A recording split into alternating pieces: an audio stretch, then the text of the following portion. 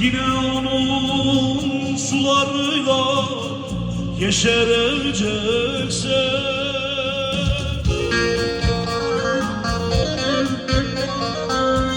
Gözyaşlarım çare değil, ağlama büyük. Başını dik tutabilirsen boy vereceksin. Gözyaşlarım çare değil, ağlama büyük. Başını dik tutabilirsen boy vereceksin. Her yanımdan alım arulu güller açar türlü türlü.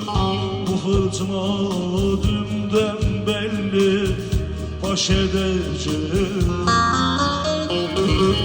Her yanımdan alım arulu güller açar türlü türlü. Fırtına dünden belli, baş edeceksin.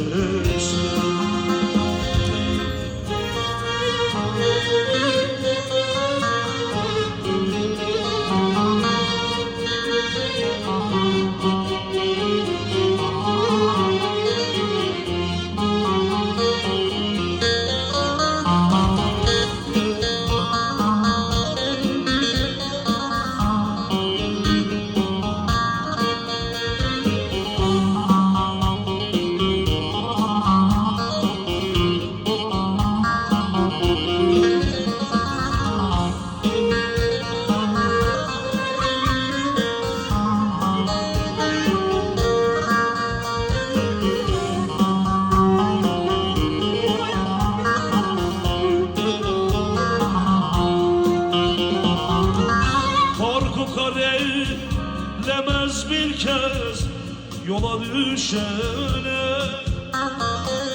Sen bir aşkın içindesin, yaşayacaksan.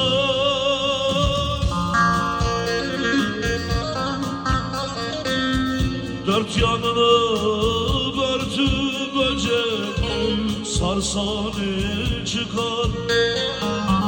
Toprağa sıkıca sarılıp baş edeceksin.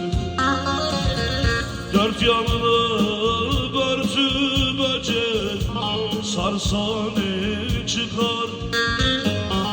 Toprağa sıkıca sarılıp baş edeceksin. Her yanımdan alım arulu güller açar türlü türlü.